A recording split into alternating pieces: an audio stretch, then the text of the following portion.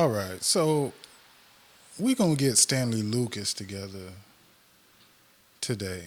I want to get the Stanley Lucas together because, well, let me just tell you what was going on. So I decided to take a stroll down the YouTube streets, and I went to Telegine website page that is, and they had the show Duvalieriste, Tell It Like It Is, for this morning. Stanley Lucas was the guest. Um, and he was talking and saying stuff, and then I was just like, yo, what? And I just got to make a video. We got to get this brother together because I don't get it. I really don't understand it. Now, it gives me an opportunity to also expose the Duvalieriste mentality that we have in Haiti. And I think more and more, as I talk about this Duvalieriste mentality, I think you will see how that would be the cause of the problems in Haiti, the root cause. Okay, so let me just give you a little background on Stanley. Stanley is this is his Facebook page. You know, as you can see, his number's good. I actually like this page. I don't knock the brother. He's very eloquent. Obviously, hold on, let me see. Handsome man. He's well known. He has stuff to say. I don't agree with much of whatever he believes in at all. But it's worth a listen to, even if you don't agree. So, I'm not following him on Twitter, but that's really because I took down my account, so there's a new account. I'll actually follow him now. But so, but as you can see, it says he's ambassador. I don't know because we have an ambassador in Washington D.C., but I'm pretty sure he has some type of special title to that effect, or at least he operates in that effect. I understand that he is very tight with those in Washington, especially I guess with I would say the Republicans, but I know at least he's very aligned with the Clintons. So anything neoliberalist, anything establishment, that's what he's about. And that's really about what the Duvalieriste mentality is about. They're all about the establishment. It's not conservative. See, me, I'm a conservative. But part of being conservative is also, the liberty of the individual, the sovereignty of the individual. Duvalierists don't really believe in the sovereignty of the individual. They believe in the power of the government. And that's really about it. So, special advisor to the president of Haiti for investment and foreign policy, two areas that are completely failing. So, he's not doing the best job in those areas because investment hasn't been happening and foreign policy doesn't happen. And you will see that part of the reason is I don't know why they can't get past understanding this, but they're the reason why. So he went on this program on the Radio Teleguine, right? And Teleguine is a Duvalierist news agency as well. If you just follow what they do, that's where they lean towards. So obviously the president is going to have an impeachment today. So they're going to bring Stanley Lucas to talk. He's probably out there lobbying heavy for the government up in Washington D.C. trying to, But I don't know how effective he is these days. As opposed, I've only spoken to I don't want y'all to think I know the brother. I only spoke to him once over the phone, never met him. And the time we spoke over the phone, it was something he got caught up in. I wrote about it, and he contacted me um, for clarification. I don't believe he did a good job of clarifying, but I do remember including his comments on the matter, and that's been it. So I don't really know him personally, but I do know his work, and I'm just gonna play this video, and then we're gonna talk about the Duvalieriste mentality. All right, and here we go. I'm not gonna play the whole thing. It's only gonna be a few minutes of it I'm gonna play because really it's after the first few minutes you're kind of you get the gist of it all. So here it is. Stanley Lucas, bonjour et bienvenue sur Radio Guinée. Moi, salue, moi, bonjour, et nous saluons toute équipe technique et administrative radio. Et on dit salutation spéciale pour madame qui travaille très dur pour mettre bail sur YouTube.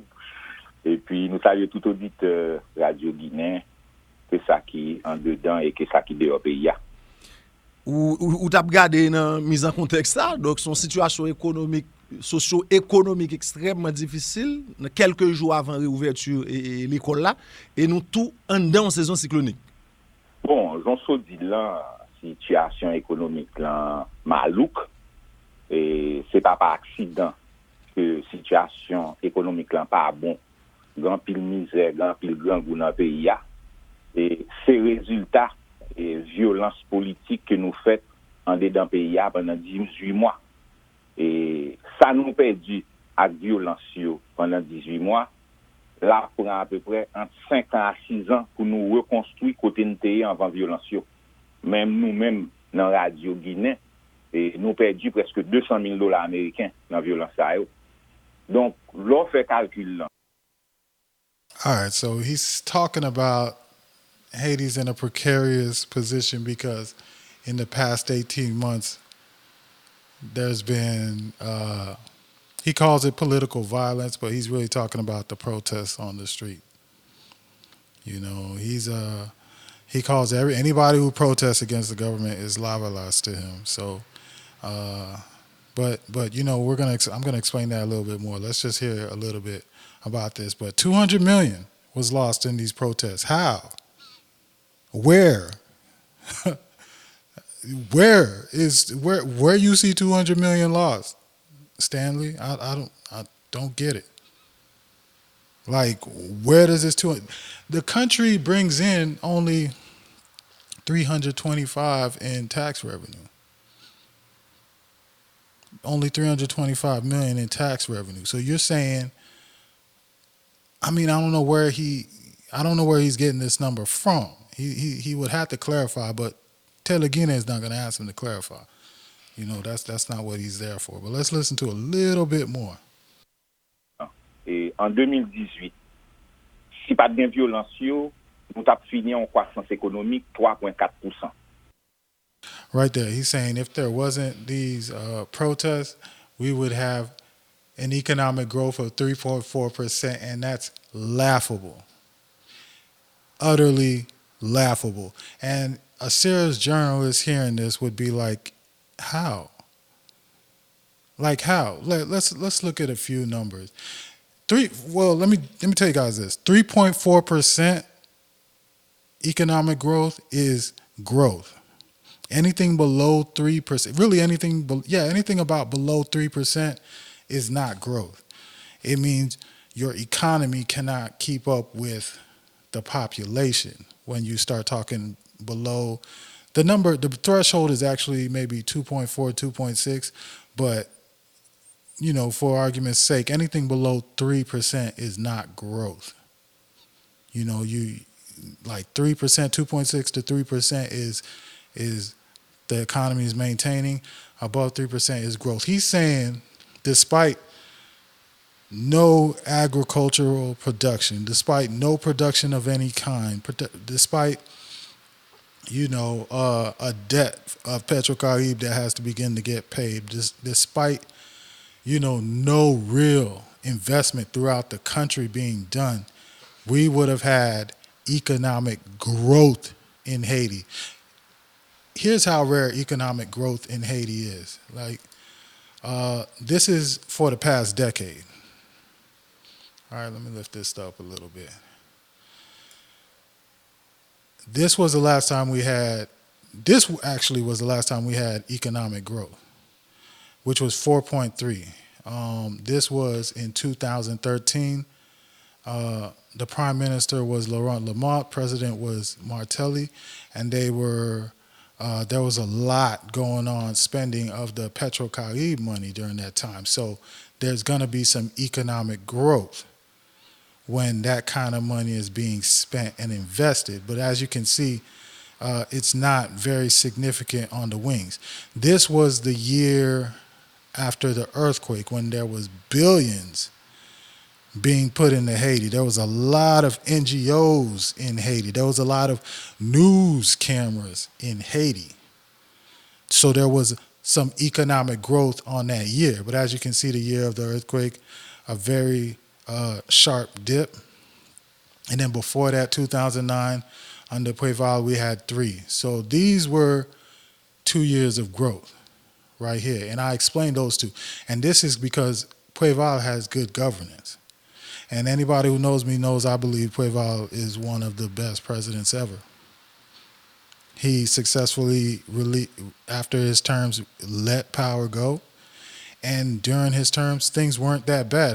I hear people tell me all the time about 1995, 96. If anybody remember the Carnival of 98, 99, how wonderful Haiti was during that time. That was when King Posse was like at their peak. You know, that was under Preval. Under Aristide, it wasn't that good. And under Martelly and this administration, not as bad as under Aristide, but not good. And, you know, obviously it's because Aristide had problems with the internationals, you know. But yeah, 95, Preval takes over, we get some growth. This is growth. This is above 2.5 in the 3%. Aristide, not good, not good. Preval come back. We got a little bit of growth here, a little bit of growth here. This was around when those 3 hurricanes came. So you see it dropping. Actually, you see the drop here from the earthquake. Then there was, after the earthquake, all the money that came in, a little bit of growth from Laurent Lamont, and this is where we've been. This is not growth. This is decay. You know, it can be argued that at least these peaks here kind of made these down points, these low points, you know, manageable or tolerable, I should say.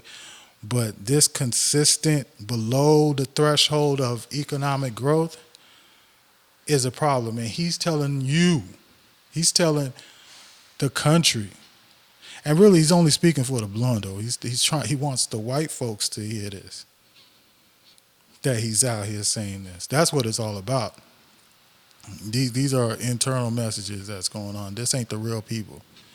Only people that have a delusional hope about what's going on in Haiti can actually believe this. 3.4%. Where? That's ridiculous. So that's a falsehood from Mr. Lucas, unfortunately. But we're just going to listen to a little bit more, and then we're going to start talking about this Duvalieriste mentality and why they think this way. Here he goes. À cause de violence, nous perdons 680 millions de dollars américains dans les marchés, dans les lycées, dans les commissariats, dans mettre des ordres dans l'area, dans craser, briser, décapitaliser, machin. Croissance économique 3.2, 3.4% pour nous te gagner en 2018 là, à cause de violence qui fait nous perdre 680 millions de dollars américains, nous finit à 1.4%. Année ça 2019. Projection que Banque centrale a fait, nous avons une croissance économique pour année ça de 2.4% qui malgré 2.4% que prévoir, il y a pas un progrès mais il va pas besoin non. On vient tourner sur ça après.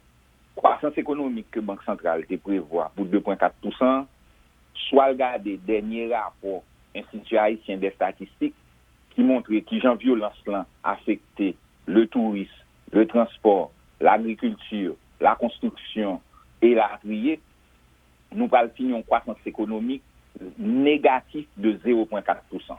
Tellement nous perdons du cop dans la violence. Et le fait que nous n'avons pas un gouvernement tout, nous n'avons pas un gouvernement, nous n'avons pas un budget, le pays a c'est bac que la fait économique. All right, so that's enough of this interview we're going to listen to. If you want to listen to it, there's the title. It's at Radio Teleguine. I believe it's RTG INENHAITI. That's how it's spelled for their YouTube channel. But he's saying that the central bank said, oh, we were going to have 2.4 growth. The central bank says that at the beginning of every year. Every year they give the most optimistic numbers they can give. And it never, listen, I've been closely paying attention to Haiti for the past decade, and it has never met or surpassed what they report. In fact, it's usually half. Like whenever you hear the central bank give a number, you might as well cut it in half, just off the bat, when they're talking about economic growth. So he's blaming the protests. He's blaming the fact that, there's no government. Parliamentarians don't want to work with the president, people in the streets, all this stuff. That's the issue. And he wants to blame the population, the Haitian people for that.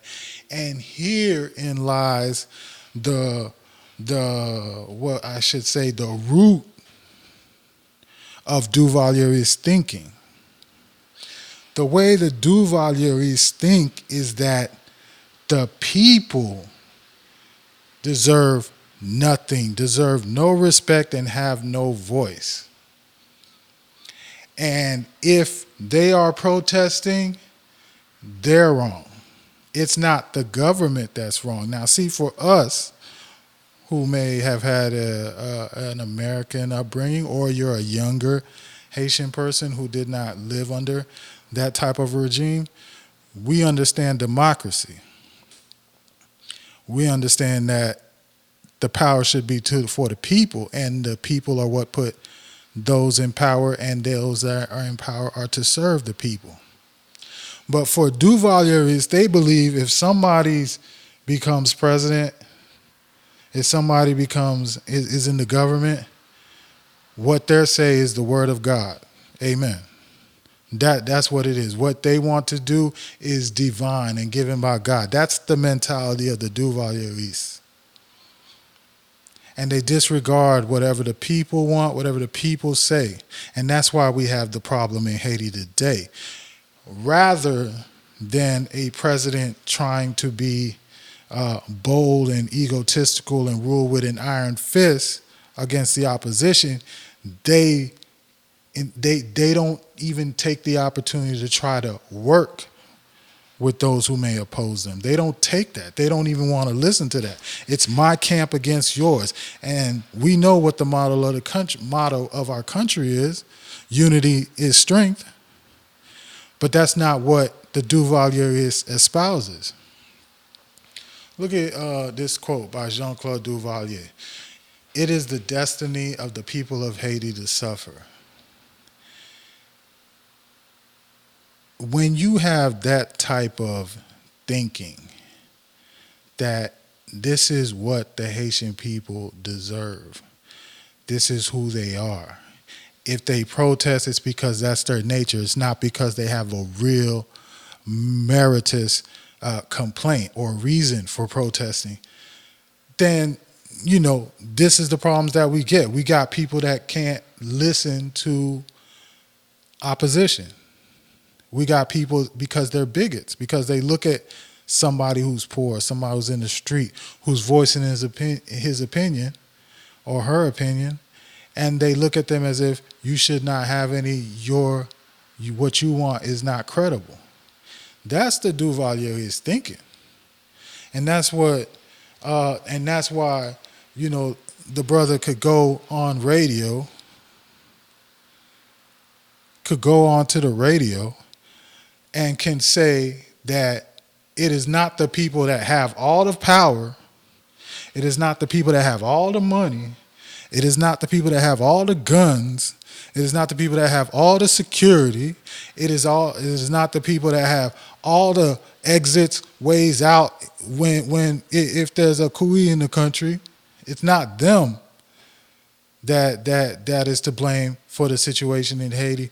Oh no, it's the people out there on the street who have no power, who have no electricity, who have no job, who have no money. Those are the people that's the problem. That's the Duvalieriste thinking. That's the way they think. That's why Martelli can go in front of us, our people, grabbing his crotch and doing all types of nasty stuff, but he know damn well if he's in front of some blunt, he's not going to act that way. But they don't have respect for us. They do not have respect for us, and that has to change. We have to have respect for one another, and we have to try to bring each other together. That is the role of the president.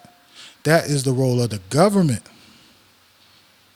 If they can't do it and people are out there protesting, then he has failed. And it's this type of talking that's going to keep somebody when Jovenel Moïse should know that perhaps resignation is the best option for Haiti. It may not be the best option for him personally, but for Haiti, that's the best option. And I would say it's even the best option for him personally. I would say so. It would show him to be a greater man than what we're about to see. But that's not how these people think. So this is gonna be a series, because this is now my second video on these Duvalieristes coming out and talking and saying their things, and I'm gonna be shooting them down left and right. I might as well make a whole category. Really, we only try to have 8 broad categories and about 2 dozen subcategories. That's the way the Sentinel is structured. But man, it's getting to the point where I should just have a Duvalieriste category so I could bang on these fools. Yeah, it's getting me tight. So yeah, Stanley Lucas, you need to stop. All he does is talk about, if you go through his Twitter, he's always trashing the people that's out there protesting or bad-mouthing them. If you doing stuff for focus on that. Focus on that. A good way to focus on that is make sure that the country is right, not that the government is right, not that the president is right. Make sure the people are right. That's how you could help for investment. That's how you could help for foreign policy. Make sure those things are right so that people don't have to get in the street. Man. So yeah, so we're gonna excuse the brother, until the next time he comes out and talks crazy. And he needs a lot of prayer. Just like Martelli, he needs a lot of prayer. He needs the Lord to open up his heart so that he can think for the orphan, so that he can think for the motherless, the poor, because that's not who they think for, So, anyways, yeah, we just had to get this brother together this morning, man. I'm out.